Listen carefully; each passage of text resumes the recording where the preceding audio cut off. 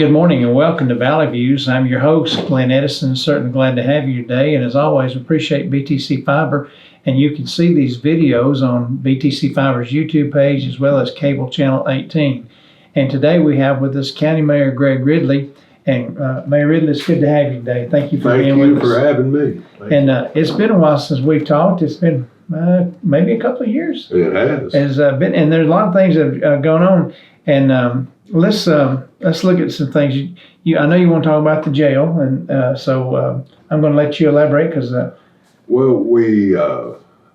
First, let me say I'm honored to be Bledsoe County Mayor, and to be able to have served for 4 terms is amazing, and I'm very thankful for that. We did a appreciation list at our last county commission meeting because I've always had a phenomenal commission. They understand Bledsoe County, they understand what their citizens want, and they're with them all the time to know what they're interested in. And so we've been able to push a lot of things through because of their thinking of where Bledsoe County needs to be. So in this appreciation list that I gave to the county commission for their accomplishments, the first thing on the list I did was the new jail that was built and opened up in 2010. But it took, what most people don't know, it took us 7 years to get to that point. And so because we built a jail that would hold 100 inmates as opposed to the 25 we needed, we were able to get state funding per prisoner and keep state prisoners here. So the sheriff generates about $1 million a year. Some years it's $1.2 million off of housing state prisoners. So that offsets our costs. So we, the food is more expensive, the electricity is more expensive by having all those guys over there, but it offsets the overall cost of the jail. And so it's been a big plus that we have. Well, I've been in the jail, not as a prisoner, but when I used to do the prison ministry with our local church. And it's a nice facility. It really is.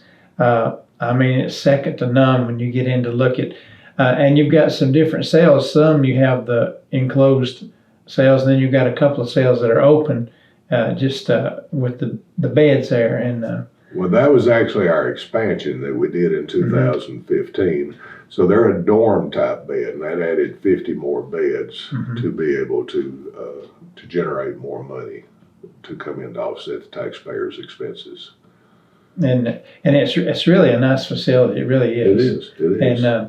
And I know being in a rural area, none of the citizens like to spend money. When they think it's going to raise their taxes, but when it's something that's needed, you want to spend it right and do it right, so you don't have to come back, a few years later and say, "Hey, we need more money to do this again." Well, as a county entity, we have to work to protect the citizens.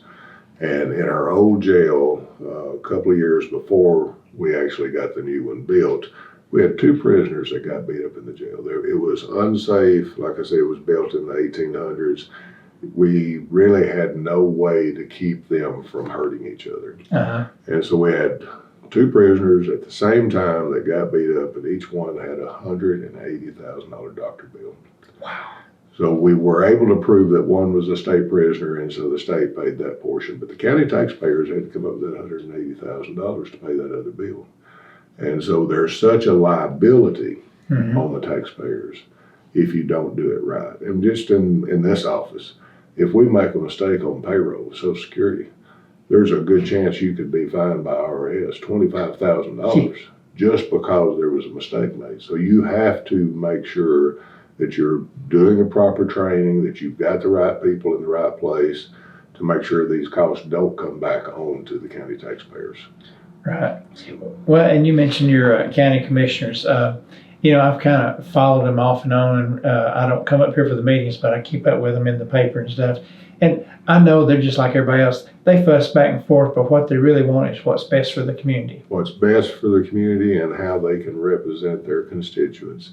And the thing that really makes it great is they are representing all their districts, but they're actually voting to do what's best for Bledsoe County.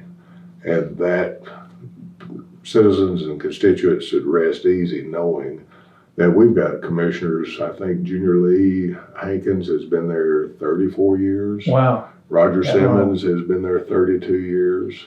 There's still 4 that came in when I did in 2002, so that was 22 years ago. Wow. So we've got, and now we have 3 young commissioners who bring new ideals to the commission, and it's been a good mix all the way through my time.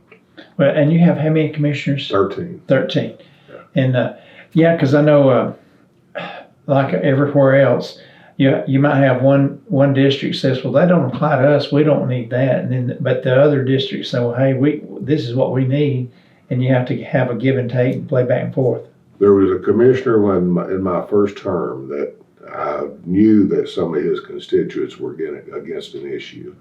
And I asked him, I said, how are you going to handle that? He said, well, I'm a district commissioner, but I have to do what's best for Bledsoe County as a whole.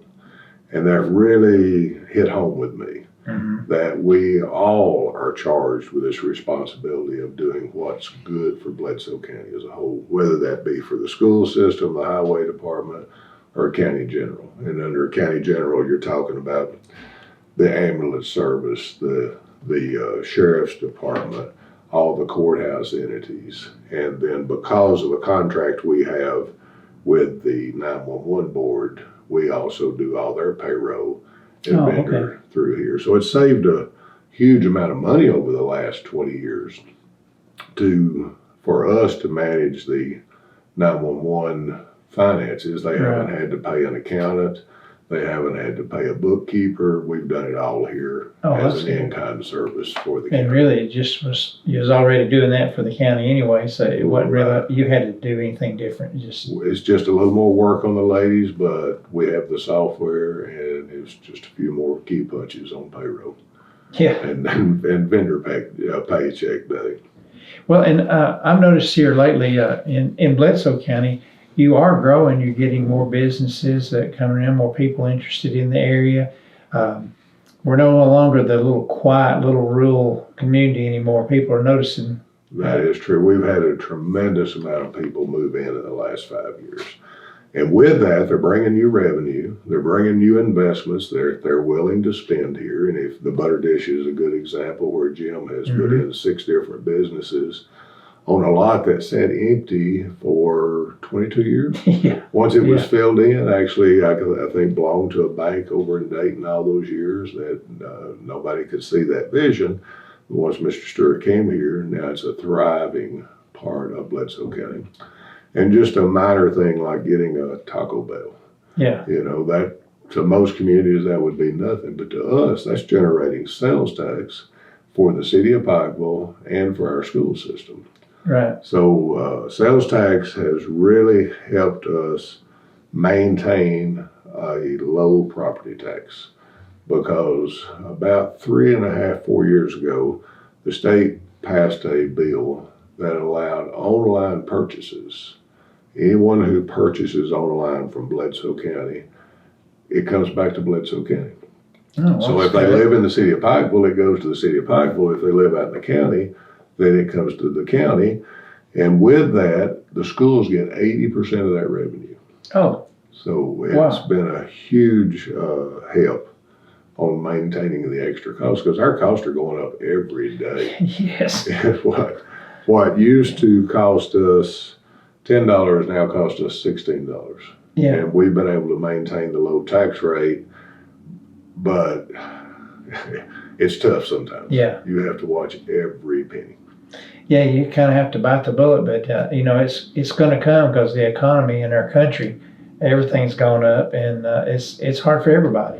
It is, and it's hard for businesses to pass all those costs on, so they're having to eat part of it too, right? To keep from losing customers. One of the things that we're very proud of, and I put on the list of county commissioner accomplishments, was over the last 10 years, we have been able to raise salaries for all the county employees on average of 3% per year. Oh, that's good. Well, we're still below all of our surrounding counties, but we're able to maintain those employees staying here now, as opposed to before. we would spend the money to train them, and then they would go to a adjoining county and make $4 more an hour than what we could afford to pay them. Yeah. So that has helped a lot. Well, and I noticed too, one of the things you've added within the past year is the new campus, well, not campus, but the new doctor's office by Erlanger. Right. That's really nice. Well, that's another one that had been 10 years coming and trying to get that worked out with Erlanger. And of course, part of the issue was every time we were ready to move forward, Erlanger would get a new CEO. Yeah. So, yeah. So then we had to start all over again. But we did a bond issue.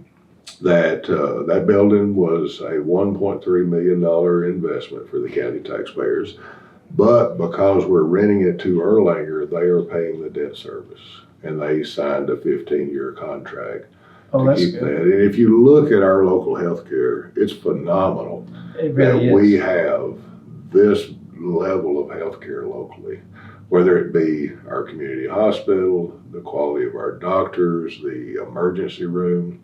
We're very blessed because there's very few communities anywhere around us that still have a hospital that are our size. Right. Most of them had to close down. But because of working with Erlanger years ago, before I came along, they were able to have Erlanger manage this hospital.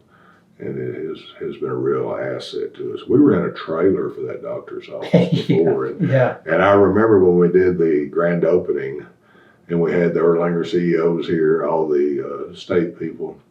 But my thing was, this is only a 10,500 square foot building. But if this were, and it would be nothing if it was being placed in one of the other counties like Cumberland County or Putnam County. But because it's here, it's phenomenal for us. Our 4 doctors or 5 doctors that we have here, that's like having 15 if you were in Cumberland County. Right. So Well, healthcare in rural counties as a whole for over the past few years has always been low because you don't have the doctors, you don't have the all the medical facilities or things you could do. And now with that medical office, and it's right there by the hospital, you are able to do a lot of things that you couldn't do before. as CT scanner, we just got $1 million grant to put in a new CT scanner at the hospital. And so if you go back to, before we had Erlanger here, we had to drive to Chattanooga or to Knoxville or some other hospital to have a CT scan. Well, we've been able to do it here for 20 years. And now that we're getting this new advanced one, we're moving it inside the building. And that grant came with a $200,000 match that Erlanger is actually paying. Oh, So it's great. not coming back on the taxpayers. We own the building and we rent that to Erlanger for the hospital. The old Dr. McManus building is owned by the Bledsoe County Industrial Development Board, and Erlanger pays them for that, and then Erlanger pays us for the doctor's office. So it is truly a win-win situation all the way across on healthcare. But it trickles down. Our ambulance service, we have 2 teams of a paramedic and EMT, 24 hours a day, 7 days a week. We could not justify that if we didn't have Erlanger here because we spend a lot of time transporting patients to the downtown facility. Right. Even if they're here in the hospital and need to go to the doctor's office downtown, our ambulance service does that and we get paid for that. So there is a trickle down effect in several areas, not just the 65 jobs that they provide up there, Right. but it's right next to our nursing home. Yes. So if we have a resident at the nursing home that needs to go to the emergency room, they roll them down the hall and open the door. Yeah. And there's not many counties that can offer that benefit No. to their nursing home residents. So there is a lot of advantage to supporting your local health care. And I know, as you mentioned earlier, you have to plan, like you said, it's 7 years here, 10 years here. There's things you want, and I'm sure you've got things on your list, but you're having to get all your ducks in a row, all your T's crossed, all your I's dotted, everything. Because like you said, grants and things like that, sometimes they're matching grants. You have to figure out where that money's going to come from and there's a lot of things that go into place that a lot of people don't realize. Well, and that was one of the things I was thanking the county commission for, because when Erlanger decided that they wanted to move the hospital to Sequatchie County and wanted us to build a trauma-equipped emergency room, the county commission voted to buy 10 acres on the bypass. Well, then it fell through, so the hospital did not get moved, thank goodness. And here we had this 10 acres. So we didn't really know what we were going to do with it or what use we would have. And lo and behold, 2 years ago, TCAT says that they agreed to come to Bledsoe County if we would give them that 10 acres to build it on. Well, And so now there should be, we've already done the groundbreaking. There should be construction started for the new TCAT that's going to be right here in Pikeville.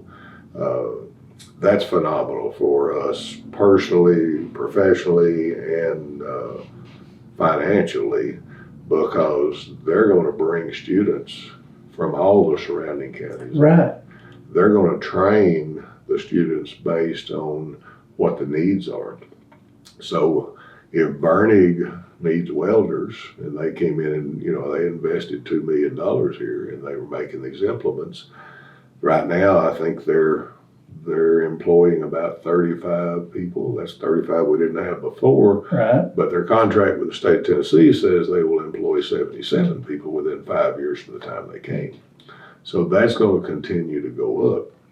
Avagen is employing, with their new female plant, they're employing 25 new people, and TCAT can work with whichever ones need the training for the employees that are coming in. So they could actually, if Avagen had 10 people that needed to take a particular agricultural class, they could contact TCAT. TCAT will set up the class, and they'll do their training. Yeah, I was excited to hear that. When I was a little jealous because it didn't come to Sequatchie County, but I'm glad it came here, because it'll be centrally located for a lot of reasons, and it's well deserved here. Well, in Sequatchie County, the reason I think it came here is opposed because Marion County has one. They're putting one in Dayton. They're putting one here. So Sequatchie County really benefits, because if they don't offer the class they want here, they can be in Dayton in no time, or they can be in Marion County in no time, or they can come here in no time.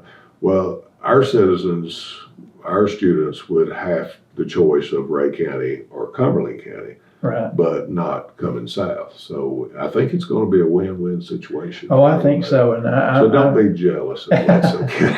No, I'm excited about that, because TCAT, the way I look at that is it trains students for jobs that not everybody has to go to college. Right. And of course TCAT's kind of like a college, but in a sense, but it's but not everybody has to go and get a degree from a college or a university. Well, they don't have to take the subjects they don't need. Right. That's really the difference I see, is the length of time it takes you to get your degree, and the subjects you don't have to take that you're never going to use in your career, and, as opposed to college. I think back about that a long time, because our school system, when I was in high school, we had a large vocational school, and we could go to school half a day and go to vocational school. And I chose the college path, but because I wanted to go to college. But I thought, man, I think back on that, I think, man, you should have done that, But anyway, but it's going to be a great thing for here, and I'm looking forward to hearing great things about it. It is,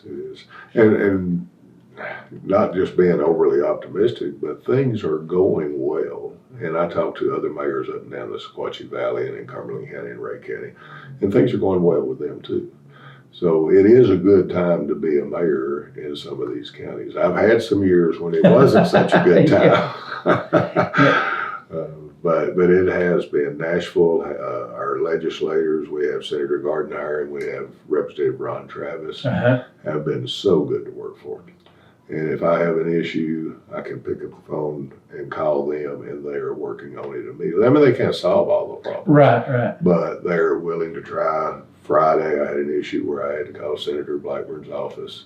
And so I think they're right on top of it and going to help us out in that situation. Well, that's the one thing, talking about the politics of it, that's the one thing I like, because I know I've called some politicians about some different things, and they'll listen. Oh, yes. And you know, they're not against helping anybody. Of course, some things are out of their control; they can't do it just by themselves. But you know, they're going to listen, and I see. Well, the whole valley actually is growing, really. It is. And like you said, you talked to the mayors from up and down the valley and around, and it seems like there's just good things are happening.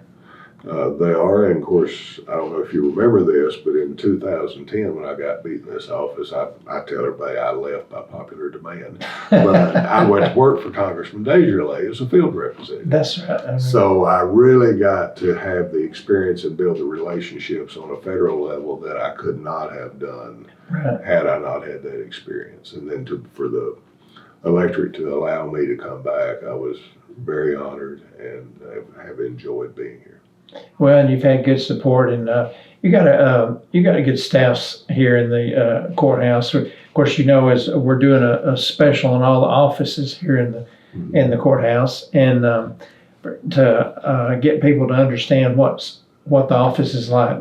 They may come in and pay their taxes or buy a tag, but they don't know what all goes behind the scenes. Yes, sir. And that's what we're trying to do and inform everybody. And I know anybody can come and call you anytime. Oh, sure.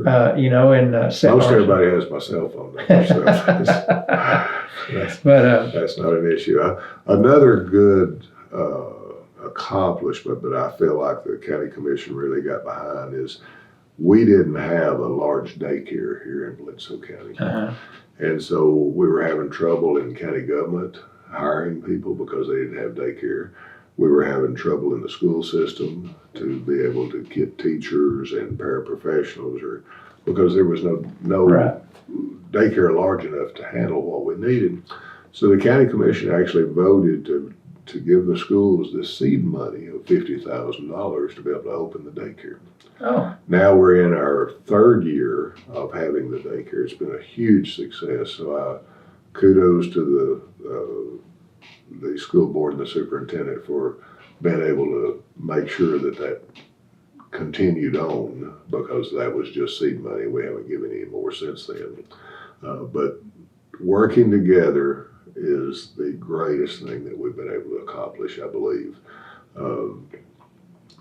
If we don't, we're all serving the same constituents. Right. We're working for the same people, but they're actually taxed on their property tax in a separate way. So the school system on the property tax would get a certain amount of pennies, and the county general would get a certain amount of pennies, and the highway doesn't get any property tax to go toward roads.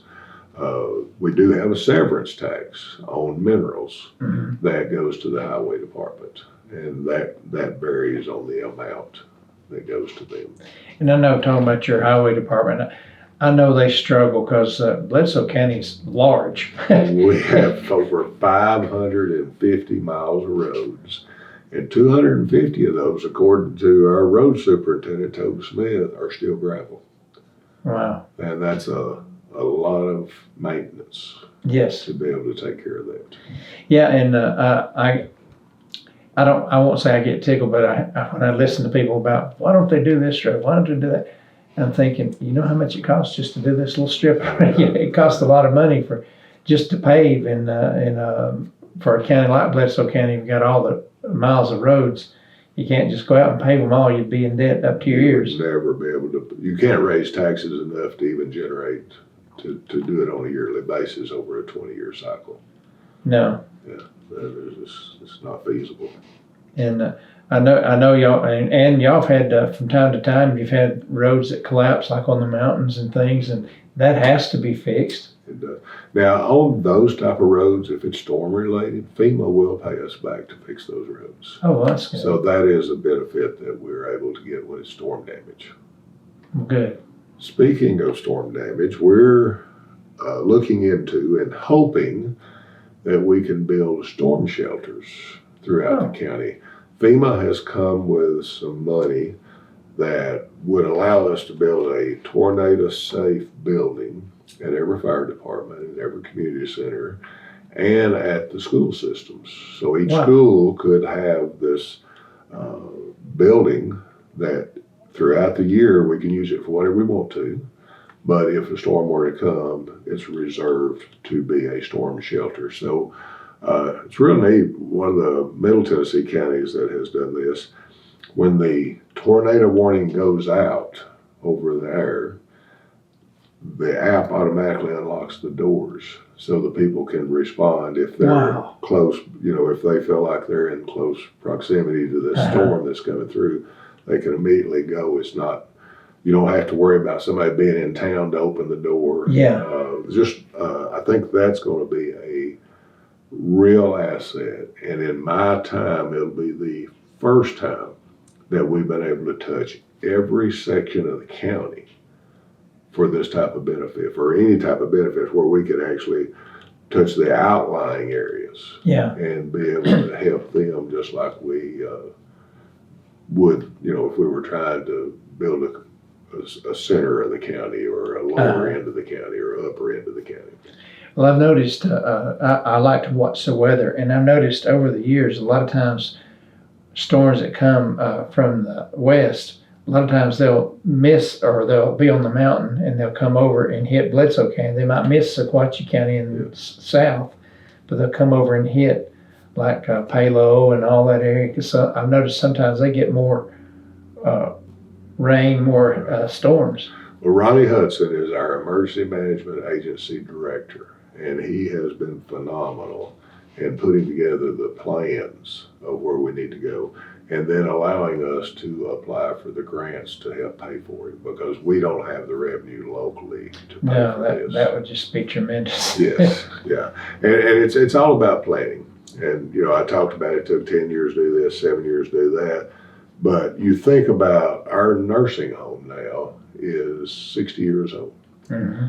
Somebody 60 years ago had forward thinking to say, our population is aging and we're having to take everybody out of the county, so we need to be able to provide this to our residents. So our nursing home board has begun the conversation of what are we going to do for the residents of the next 60 years? Can we remodel? Can we build a wing onto it? The thing about our nursing home is it's more industrial, because that's how they built them 60 years ago, as opposed to being residential. But that can be modified. So if we're able in the next few years to put a new wing on it and maybe build it for single rooms, because most residents today don't want to share a room. Yeah. They want their own room. So if we were to be able to accomplish that, that would allow us to remodel another wing. So we're just we could just move them around. And this is only in the talking stage. There's nothing in concrete that has even come forward other than planning. But these are things that we have to be looking for our kids and grandkids. Right. We're going to be gone, and somebody has got to have that same foresight that they did 50 years ago when they built the hospital, and 60 years ago when they built the nursing home. Well, that's going to make it easier on them, where they don't have to all of a sudden raise taxes 30, 40, 50 cents at a whack. Or close it down and they have to drive to another county to have care. Right. That's kind of where the options would run if we just let this go on for another 20 years and don't have a plan to move forward. Right, and so it just takes, on your part and the county commission, just takes a lot of planning. It takes a lot of planning. It takes community support. It takes funding sources that will allow us to do that. So yes, it's always good when everybody works together. And That when certainly the is. city and the county and the different departments of the county can work together. It doesn't mean you always agree on everything, Right. but you're working toward a common goal, and you hope you'll be able to do that. We have the Head Start program. Our local Head Start program is part of the Sequatchie Valley Planning and Development Agencies. Right. So they have Head Start for Grundy County, Marion County, Sequatchie County, Bledsoe, and Ray County. And the mayors actually serve on that board. Well, our Head Start program is in our old high school. And I was able to apply for an ARC grant 2 years ago to put a new roof on that building because you're talking about $400,000. That's not going to be an easy fix for the county taxpayers. Well, we were able to apply for $1.2 million. So our plan is to renovate the old gymnasium into a community center. Oh, that'd be nice. Well, we have been held up for 18 months now because of some historical agency that won't sign off for us to move forward. But hopefully our senators and representatives are working on this, and we will soon get an answer that we can move forward with that. Tell them you put a plaque on it. Yeah. Well, that was the excuse me. That was the plan, but nobody can approve that. So we've got to figure out how to get around or get somebody to agree that there is a fix to this problem. Yeah, because that would be great. In a little community center, the old gym, that would be great. Yes. I mean, I think every community needs a community center for people to go to. It just builds support. I mean, we go to our churches and we have support. We have support from our families, and that's just another leg of our life is to have good community support, and it makes everybody's life happier. Right, and that's really super. Well, hey, you have down here about your courthouse grant about some updates here. Yeah, this courthouse, I believe it was built in 1912. I'm pretty sure that was it. I think that's what one of the pictures out there says. Okay, it had burned, and so they rebuilt it in 1912. Well, to my understanding, these are the original windows in this building. So the historical group out of Nashville came up with a grant application, and I have pursued that, and we received $560,000. Oh, good. To put a new roof and replace the windows and doors. Oh, great. And this is part of the annex that Mr. Wheeler, while he was the county mayor, had built the wings on the courthouse. Mm-hmm. But even these windows are broken and won't stay up or won't stay closed. So, yeah. That should start within the next 6 months. Well, that's great because you need some newer stuff. Huh? Well, I mean, you just figure what you're going to save on the electric bill when you get new windows in. Yeah. I think it's going to be a huge savings for the taxpayers for years to come. Well, it's just like when someone buys insulated windows for their home. Mm-hmm. It's a little expense, but in the long run, it saves you. Well, when we were applying for the grant, we had this window guy here, and he just happened to touch one of the windows and it almost fell out. So they had to get a ladder, on the outside and push it back in. So wow. There's some wood rot and some problems that this will fix this building for years to come. Well, good. That's great. What about your recycling grants? You talked about that. Well, we have 3 convenience centers. Right. So they were put in all of them. The first 2 were put in around 1999. So that means the compactor, all the equipment was purchased in 99 for those 2 convenience centers, that being Lee Station and Bradley White Loop. Then when I came in, we were able to build the Morgan Road facility. So that would have been around 2004 that was purchased. So all these compactors were really getting up in age. Yeah. We were spending a lot of money trying to maintain them. So the county commissioner agreed last year. We bought 3 new compactors, one for each center. So they're about $20,000 a piece that we had to pay. And then with that, we bought 2 bins, compactor bins that go up to it. Well, that was about $16,000 a piece. And we opened the convenience centers 6 days a week, where we had been open 4 days a week. Mm-hmm. So, needless to say, the costs have gone up. The amount of garbage that we're receiving has gone up because we've had a lot of people move in. Yeah. So our roll-off truck, which we purchased in 2015 for $145,000, started giving us problems. Got about 400,000 miles. Oh, wow. And so I went to the county commission at the last meeting. I had applied for a $125,000 grant to go toward the cost. That same truck is $278,000 Wow. now. So they approved for me to buy the truck.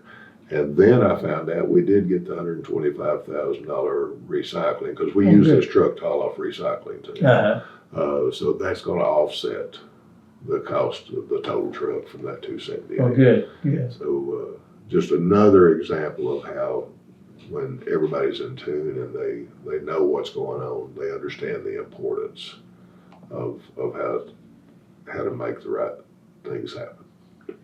Well, anything else going on in the county coming down the road that you want to talk about? Well, they're going to start widening 127 hopefully in the next 3 or so years. So that's going to be a plus. That's actually part of the Empower Act. When Governor Haslam did the gas tax increase, this expansion into a Super 2 was put into that bill. And so we know it's going to be done. I'm under the impression that they're going to do 5 miles from Sequatchie County this way, or from Dunlap this way, and then 5 miles from the high school south in that first part, and that they're buying the right-of-ways now to do that. They've already done all the surveys. So that's going to be a real asset in future years because employers want to know if there's a wreck on 127 South, how are they going to get their product to? If it's going to be blocked for 2 hours, what's their route to go? So with a Super 2, they should be able to at least maintain those side lanes to keep that road going. We did apply for a grant to resurface and straighten up the curves and move some utilities on Summer City Road. Mm-hmm. That was about a $5.4 million grant, but they've been working on that now for 3 months. And I've had several citizens out there call me, and they're just thrilled to death that this road is going to be fixed, because this grant was based on the fact that Southern Foods, the large vegetable farm out there, they have 50 to 60 trucks going each day, 18-wheelers in and out of there during harvest season. So we were able to get the grant because of them. And now it's coming true, and it should be finished in the next year. Oh, that's good. When we had Avagen come, they couldn't wait on the state. The state gave us a grant for $3.4 million to put a new road into Avagen, but Avagen couldn't wait, so they put their own gravel road in. But then now this past 6 months or so, that new road has been finished. TDOT has finished that, and it runs right along the side of our new TCAT. So it's a huge asset, and it opens all that farm up out there for development. And I'm sure there'll be development once TCAT goes out there and other things. Oh, I think so too. I think there are a lot of people that are hungry to invest in Bledsoe County. They see the good things happening, and they see the progress of the ones who all have invested in the last 10 years. And I think it's just more to come. Right. I know a lot of people have to go on hope. They're kind of antsy about wanting to invest, but they, because they have to do it up front. Yes. But I think in the long run, it works out. I think you are correct. Yes. And sometimes I think I would like to be a businessman. Then I think, no, I'm not sure. I'll be doing what I'm doing, But I'm so glad to see this area grow, because I know for a long time, it was just nothing. I mean, and I don't mean that in a bad way. There was no business, just local. But transportation is everything. And if you look at the way Sequatchie County was able to blossom and grow whenever 111 came through, it made a huge difference. It sure did. And so we were kind of secluded from that.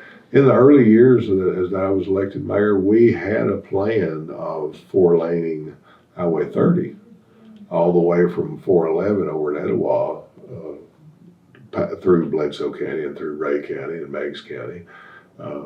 But it's such an expensive task that we could never get the political support to be able to do that. Right. Well, and also you talk about 127. That's good, because if you ever have to get off on 127, there's nowhere to get off. That's I mean, right. it's just a ditch primarily. Exactly. And so there's no, if you are going to meet a car or truck or something, you're just going to meet them. Yes. You can't, not much room to get off. And this will help a lot of that and the congestion. Another thing that we talked about of our county commission accomplishments, we got about $100,000 a year in opioid settlement money. So there were a few things that the state had approved that we could use that money for, and I just couldn't see that they would fit Bledsoe County and what we were looking to do. My main objective was to train the kids to stay away from substances, and then if they never get addicted, they don't have to worry about quitting. Right. So I met with the state, and they agreed that our plan would work. So take it to the county commission, and they agreed that it would work. And we give the school system that $100,000 a year now, and they hire a county-wide teacher that teaches all 1,500 kids at some point during the school year about substance abuse and opioids and how addictive those things can be. And again, that just goes back to your local county government working together to serve the people, and it's a good feeling.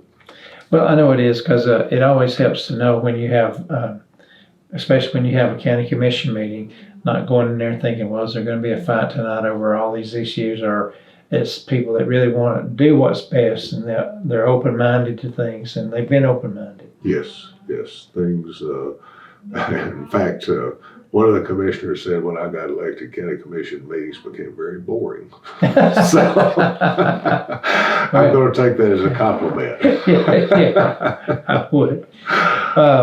Was there anything else you'd like to comment on that we haven't brought up? Man, I could talk about county business all day, and of course, that we've had the benefit of the new health department that was built about 5 years ago. Right. And that was built with $1 million in grant money that came from ARC and the State of Tennessee Department of Health. The county put in $300,000 to complete that. That's been a huge success, a very nice building. Seems like all I've done is repair or build buildings, but it just goes back to that foresight of who's going to protect the next generations to make sure that they can have the same benefits that we had while we were here. Right, and I know you've got at least I have met a bunch of young adults through the school system, teachers, and other folks throughout the county that I've met. They're really good people, have good attitudes. I mean, they have, that's what they're doing. They're thinking ahead and looking down the road, and they want to help the community. They want to do what's best for the community. So you've got a good bunch of folks that really wants what's best for Bledsoe County. And if county government can do anything to benefit the people, it would be to find a way to keep our young people here. Right. To allow them to be able to make a living and raise their family and be close to their families. I think that is a charge that comes out to all elected officials to try to find that way. And I say it as a joke sometimes, but I'm never in front of a state or a federal official that I don't go on and say, just have one favor to ask. In the morning when you're having your coffee, and the first thing on your mind when you wake up, and this is a daily process, what can I do to help Bledsoe County today? And they all, they giggle over it and they think it's funny, but there's some people that are going to remember that. Yeah. And they might come across something that we talked about a year ago that they wake up that morning and they say, that's what we can do. That's what Greg was talking about. We can do this for Bledsoe County. Yeah. And I'll give you a good example of how that worked with me. If you remember when Governor Haslam set up a grant for all the distressed counties. Mm-hmm. So he called the distressed mayors and said, we want you to be at the State of the State address tonight in Nashville. Didn't know what it was about. So I'm there at the Capitol, and the Secretary of State, Trey Hargett, walks up and he said, Mayor, did you know that your county's gonna get $240,000 tonight? And I said, oh, that's great.